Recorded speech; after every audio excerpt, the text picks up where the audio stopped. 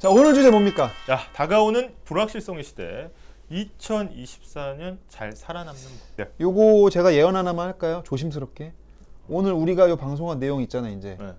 요거 이제 신문들이 그대로 씁니다. 자, 일단 내년도 상황을 좀 봐야 되는데 네. 저희가 사실 뭐 세상 만사, 삼라만상을 다 다룰 수는 없어요, 시간상. 네. 크게 세 가지 다뤘습니다. 하나씩 볼게요. 근데 볼 텐데 우선 배경을 알아야 돼. 배경. 이게 배경입니다. 아. 이게 뭡니까? 양극화. 근데 무슨 자 양극화? K자 양극화. K자의 K가 어떤 의미인 거예요? K가 보는 대로죠. 그러니까 코로나로 와장창 깨졌어요. 음. 이때는 잘 나가는 사람도 힘들어, 못 나가는 사람도 힘들어. 물론 자산 가격은 폭등했지만 그리고 이제 코로나가 끝나면서 회복기로 접어드니까 누구만 회복이 돼? 누구만? 잘 사는 사람들만. 잘 사는 사람들은 회복이 되는데 지금 원래 어렵던 분들은 다시 회복을 할 수가 있습니까? 없습니까? 꺾여서 올라가야 되는데 네. 지금 그게 안 되고 있다. 그게 안 되는 상황. 그래서 제로 코로나, 위드 코로나로 본격적으로 간 게 올해부터였어요. 올해. 이제 내년부터는 탈코로나 과정인데 여기서 이 알파벳 무슨 모양이 돼? K자 형태. K자가 된다. 그리고 우리가 이 K자로 가는 이 상황에서 세 가지의 좀 분야에 대해서 알아둘 필요가 있다. 네. 첫 번째가 바로 뭐냐? 정치가 되겠습니다. 내년. 이게 내년에 4월이 총선이죠. 네. 물론 이제 염 총장이 이제 선거 방송도 많이 하시고 네. 했지만 그 이제까지 했던 선거 중에 지금처럼 이제 뜨거운 관심을 받는 선거가 있습니까? 없습니까? 없습니다. 잘 지금이 제일 없어요. 뜨겁고 네. 정치가 뭐냐? 정치가 뭐라고 생각하세요? 정치가 이제 자원을 배분하는 의사결정이죠. 이게 뭐 정확합니다. 어. 이게 이제 미국의 학자인 데이비드 이스턴이 그럴싸하게 말했어. 사회적 가치의 얼로케이션이다. 권위적 배분이다. 이렇게. 그러니까 이게 무슨 말입니까? 일단은 일단은 세금 나눠 먹는 그렇죠. 합법적인 방법이다 이 얘기를 하는 거예요. 근데 지금 문제는 가질 게 많아 적어. 지금 고간이 빌고 있어요. 그러면은 우리가 이 민간 시장에 먹을 게 점점 부족해지고 장사도 안 되고 취업도 안 되고 월급도 안 올라. 그러면은 사실 먹을 거는 이 세금 곳간을 이제 털어 먹어야 되는 거예요. 공적 재원이죠. 근데 이게 국회라는 게 대부분 이렇게 생각할 수 있어요. 각 지역구에 국회의원들이 있잖아. 그렇죠. 그러니까 대통령은 한 명 뽑는데 국회의원은 300명 뽑으니까 이거 N빵을 하면 300분의 1 아니냐. 그렇죠. 이렇게 생각할 수 있어요. 아니야. 근데 이게 정말 중요하다는 네. 겁니다. 왜냐하면 국회의회 권력이 아니면 법을 제정을 못하니까 사실상 대통령이나 행정부가 그렇죠. 일을 처리하려고 해도 여기서 막히면 아예 막힙니다. 작년에 윤 대통령을 뽑았죠, 국민들이. 그렇죠. 그게 우리 사회에 합의된 권력 배분 방식 아니야. 우리 헌법이 규정하는. 맞습니다. 그래서 뽑았어.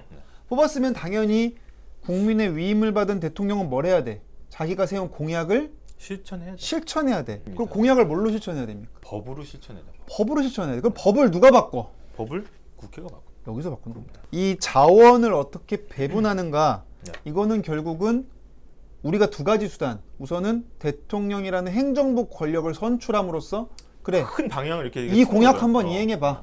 물론 반대하는 분도 당연히 있죠. 민주사회는.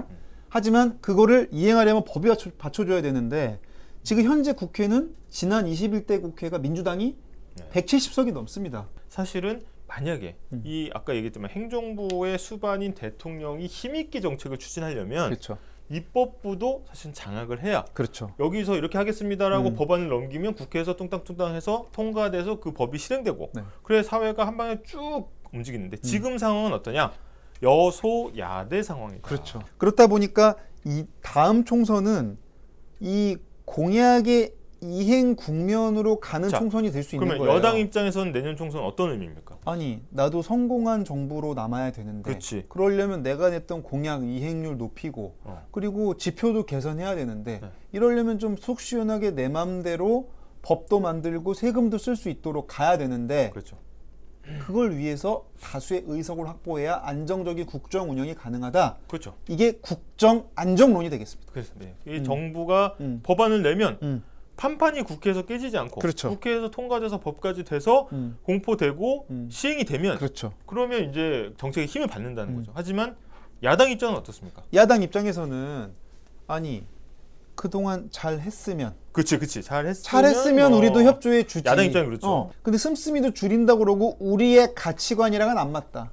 그러니까 우리는 국정 안정보다는 정권 심판을 해서 정책 기조를 바꿔야 된다가 이제 야당 입장이 되는 거죠. 그 정권 안정론과 음. 이제 정권 심판론이 부딪히는 선거가 음. 내년 4월 총선이다. 맞습니다. 라는 겁니다. 지금 이제 아까 말한 대로 의석 수가 민주당이 지금 압도적 다수석이잖아요. 맞습니다. 법안을 자체 통과가 돼요.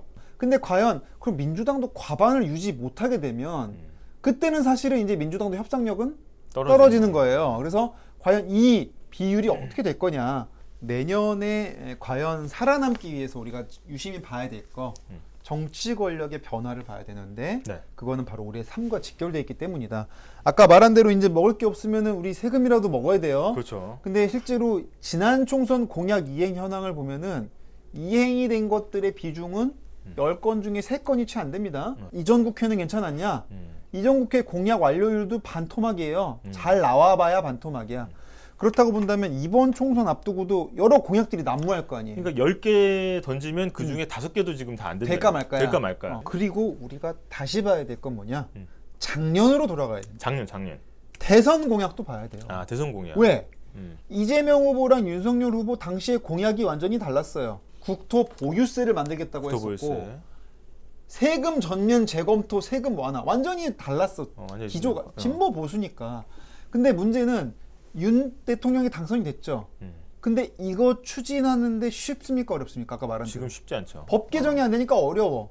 그러니까 만약 총선에서 국민의힘이 다수석을 가지게 되면은 이거 추진 이제 하려고 할 것이고. 만약에 예를 들어서 지금 시점에 내년 총선이 되게 그 딱 어떻게 보면 윤석열 대통령의 중간 평가 성격이죠. 왜냐하면 네. 가장 임기 내 가운데 위치하고 있기 때문에 예를 들어서 그러면 그러니까 윤 정부 입장에서는 그렇죠. 내가 이렇게 공약을 했는데 이게 제대로 뭐 핑계를 대자면 뭐 그렇죠. 국회 때문에 안 됐다라고 하면 예를 들어서 다수 의석을 찾았다.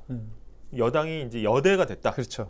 하면 2년 반 동안 굉장히 드라이브를 걸 가능성이 그렇죠. 그렇죠. 민주당도 탄핵 이후에 문재인 대통령 당선이 됐지만 의석은 2016년 의석이었고. 그렇죠. 근데 그렇죠. 그래서 법을 못 만들다가 2020년에 180석 하고 나서 공수처 설치하고 당시에 개혁 법안들 다 이른바 개혁 법안들 임기 막판에 다 처리한 거예요. 근데 마찬가지 상황이 올 수 있고 반면에 만약에 민주당이 또 지난 총선처럼 압승을 한다 그러면은 이제는 맹분이 있잖아. 명분 있죠. 아니 뭐 대선은 우리가 져서 할 말이 없었는데 지금 2년 지난 마당에 국민들이 우리한테 힘을 실어줬던 거 이거 이 얘기는 이거 아니라는 얘기 아니냐. 이거 이제 너무 하지 말고 이거 하라는 얘기 아니냐. 그렇죠. 예. 그러면서 정책 일로 확 기울 수가 있고 그리고 정부에서도 이런 주장을 마냥 무시할 수가 없는 상황이 오는 겁니다. 특히 임기 말로 갈수록. 그래서 오늘 첫 번째의 주제는 뭐다? 내년 살아남기 위한 첫 번째 키워드 바로 정치. 두 번째가 바로 경제가 되겠습니다. 경제는 사실 한 단어로 요약해 볼 수 있겠습니다. 한 단어가 돼요 이게? 보릿고개입니다. 보릿고개. 예. 어제 한국은행 보고서가 나왔죠. 그렇죠. 예, 고물가가 사실은 내후년 상반기까지 계속될 수 있다는 거예요. 네. 여기도 이제 시작은 똑같습니다. 여기서 출발하는 거죠 지금. 우리가 처한 상황. 네.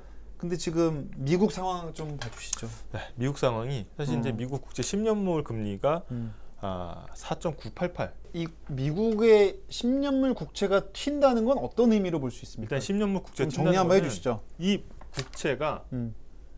일단 미국이잖아. 그렇죠. 슈퍼파워지. 그렇죠. 그리고 국채가 있고 회사채가 있고 사채가 있잖아. 그렇지. 그렇지? 응. 그 중에 넘버 원이잖아.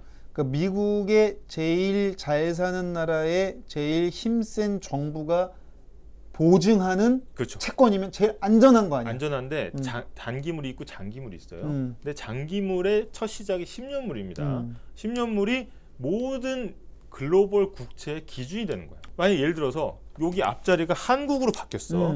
한국으로 바뀌었으면 미국 국채에 비해서는 어떻겠어요? 좀 떨어지겠지. 떨어지겠지. 이자를 그러니까, 더 줘야 되겠지. 그렇죠. 그러면 미국 국채 10년물이 올라갔어. 그러면 한국 국채 10년물은 뭡니까? 간격을 두고 또 올라갈 수밖에 없나. 그렇기 때문에 미국 국채 10년물이 움직인다는 건 아이고 미국 큰일 났네 이게 아니고 이걸 기준으로 해서 전 세계 금리가 요동친다는 얘기예요. 그러니까 하한선을 들어 올린다는 거네. 하한선 들어오는. 그러면 전 세계 금리가 다 맞습니다. 업된다는 거고. 네. 실제로 지금 시중금리 이미 올라가고 있죠. 중요한 건 뭐냐? 앞으로도 이게 바로 이렇게 떨어지지는 않을 거라는 거예요. 그렇죠. 상당히 오래 유지가 될 거고. 이렇게 금리가 높은 이유는 결국에는 이제 물가가 그럼 장기 또 상승한다는 얘기 네. 있잖아요, 그렇죠? 물가가 10%다. 10%씩 오른다면. 그러면 내가 돈을 갖다 어디 묻어놓는다고 하면 최소한 10% 이상은 줘야 최소한 10% 이상은 줘야 거기에 투자할 가치가 생기는 거잖아요. 야, 뭐 꼬깔콘 10% 올랐는데 넌 나한테 얼마 줄 거야? 그러니까 이런 거. 그래서 사실 물가와 연동이 됩니다. 이게 채권이라는 거는 이제 나중에 공부하시면 알겠지만 채권은 구매력을 보존하기 위한 수단이에요. 그러니까 화폐를 그냥 들고 있으면 안전자산. 구매력이 깎입니다. 그래서 그 깎이는 걸 보존하기 위해서 확실한 지급 보증을 해주는 채권을 개발한 거예요. 물가가 거세게 오르면 국채금리도 오를 수밖에 없다는 거예요. 그래서 결론적으로 내년에 다들 힘들죠. 힘든 상황에서 물가가 안정되는 시점이 좀 늦어질 거다 이런 관측이 나오는 거고요. 그 요인 중에 하나로 예상치 못했던 전쟁 변수들 이런 것들이 거론이 되고 있습니다. 네. 세계은행이 낸 자료 이거 좀 서늘한 자료 아닙니까? 이거? 네, 이게 뭐 시나리오별로 분석을 했는데 이 최악의 경우는 이제 지상전이 길어지는 경우. 최악으로 가면. 최악의 경우에 이제 이스라엘의 GDP나 이제 국력을 고려해 봤을 때 전면 지상전은 6주 이상 지속될 가능성이 있다는 거예요. 그렇죠. 만약에 전쟁 의지가 있다면 6주에서 더 길어진다. 그 이제 장기화 국면으로 넘어가는 겁니다. 그렇죠. 그러면 결국은 이제 국제유가 타격을 받을 수밖에 없다. 왜? 그쪽 잘 아시겠지만 이란이 있잖아요. 그렇죠. 이란이 지금 계속 성명 내고 있지 않습니까? 이란도 지금 뭐 선 넘었다, 레드라인 근데 넘었다 이러면서 볼 때 그래. 아니 뭐 이스라엘 팔레스타인이 싸우는데 왜 이란이 성명을 해? 이렇게 생각할 수 있잖아요. 그죠? 근데 이란이 그 하마스나 이 전쟁에 굉장히 지대한 관심을 가지고 있습니다. 그렇죠. 그래서 친미 국가로 과거 분류됐었던 그렇죠. 사우디까지 만약에 전쟁에 휘말리게 되면 중동 기름은 다 샀다고 봐야 되는 거 아니에요? 그렇죠. 그래서 150달러까지도 올라갈 수 있다. 그래서 지금 사실은 지금의 고물가 고금리가 찾아왔던 게 지난해 예상치 못했던 우크라이나 러시아 전쟁 때문이었거든요. 지금 어떤 상황이냐? 그 일대에 고등학교가 2개가 있어. 고등학교 두 개 어디? 예를 들어서 한 지역에. 예를 들어서. 근데 서로 자기네들이 지역의 통일하고 지금 그렇지. 하고 있는 거야. 그래서 으렁거리게만 했었는데 교복을 보면 이제는 전쟁이 시작된 거야. 그렇죠. 그래서 마주치면 어깨치고 바로 선빵이야. 그런데 그런 상황에서 선빵을 치려면 어떻게 하겠어요? 골목 요소에 이렇게 기다리고 있을 거 아니에요. 그렇지. 일진들이. 근데 거기를 지나가는 책가방을 맨 힘없는 학생. 거기 지나가고 있어. 한국이. 우리나라가 지금 거기 지나가고 있어. 그러면 이제 골목이 좁잖아요. 그렇죠. 근데 우리가 딱 지나갈 때 그냥 너는 딴 학교니까 가 이렇게 하겠어요? 그렇게 안 되지. 안 되지. 너 어느 학교야? 어느 학교야 바로 나오지, 그지?